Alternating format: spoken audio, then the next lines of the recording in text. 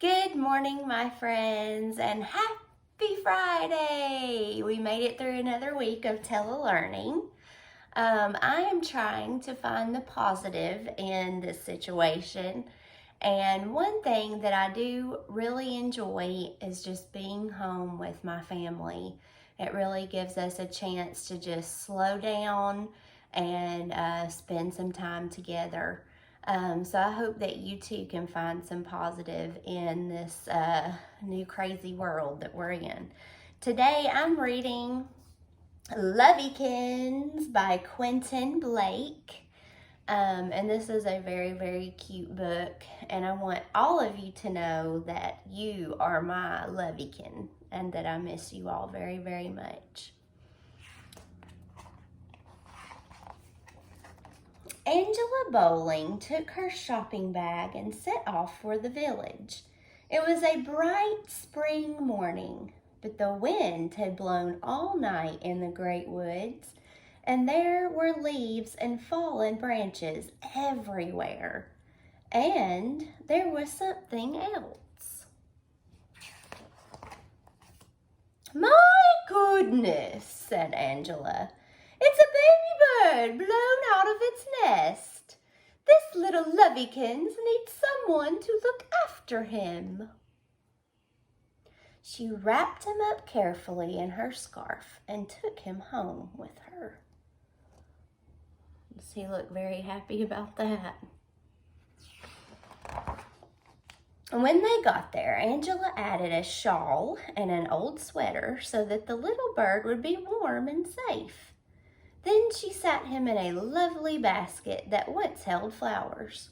She fed him spoonfuls of warm milk. "We should have a name," said Angela. "I shall call him Augustus." Only the best was good enough for Augustus. Angela fed the baby bird creamed carrots, chocolate eclairs, Black Forest cake, and boxes of chocolates with assorted fillings. Augustus ate the whole box. "Who's a Loveykins then?" said Angela. More blankets and more scarves. The next morning, Angela bought a fancy new stroller. It had a special umbrella to keep off the rain and sun. Every morning after that, Angela would wrap Augustus up carefully so that he didn't catch cold, and they would set off to the village. They met Elsie Lyons and the twins by the duck pond, Miss Twyford and her dollies on High Street, and Harold and his brother Gerald with their dog Wellington outside the library.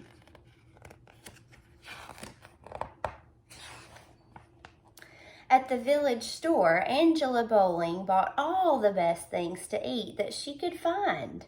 Augustus ate and ate, and as the days went by, he grew bigger and bigger. At last, he was too big for his basket and too big for the stroller, especially with all those sweaters and blankets wrapped around him to make sure he didn't catch cold.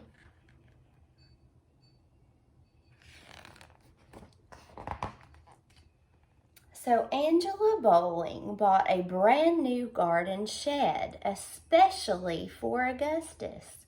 Every morning she would take him a tray of good things to eat.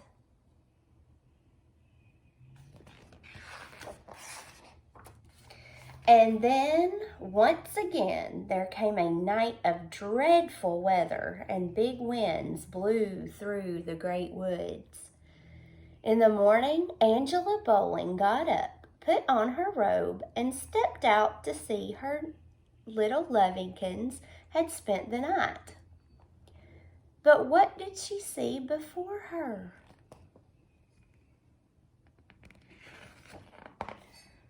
The garden shed had been blown flat by the wind.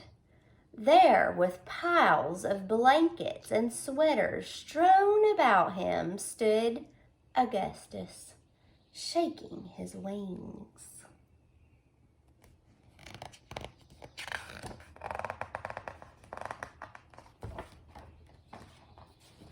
Angela Bowling fainted clean away.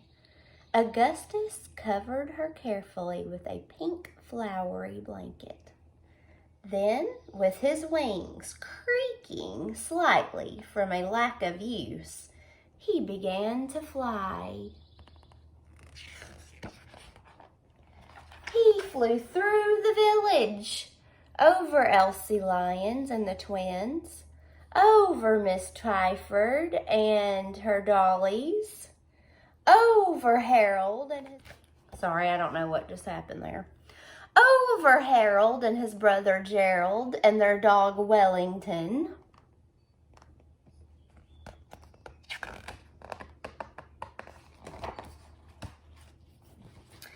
He flew up into the trees of the great woods. There he ate several beetles and the remains of a dead squirrel. Yum! And then he flew on up into the bright blue sky. Farther and farther he rose, circling on the warm winds high above the clouds. Far below, he could see Angela Bowling sleeping peacefully under the pink flowery blanket, and stretched out before him. Such prospects, such vistas. That means so many things to look at and so many things to do. It had been so long since he had flown anywhere. It took Angela Bowling a long time to recover from her shock, but after 6 months, she had her garden shed rebuilt. In it, she started a wonderful collection of cactuses of all shapes and sizes. And every so often, just when she is least expecting it, there is a rustle of wings, and Augustus is there on the roof of the shed. He always brings Angela a present, a dead mouse, perhaps, or a few beetles, but she never eats them. I bet some of you have cats that do that to you when they bring you presents, right? So, don't forget, my friends, my Loveykins. Today is our last day of Virtual Spirit Week. I have on my I Love My Dragon shirt to show my Pickens County spirit. You can either wear your Harmony attire or your Pickens Dragons outfits, and send me your pictures and I will post them online if you are not able to. Also, parents, be on the lookout for some very important information coming from me today. I'm going to send it via email and Class Dojo. It will be plans for next week and what we're going to be doing going forward, okay? I miss you all and have a very happy, safe weekend. Bye.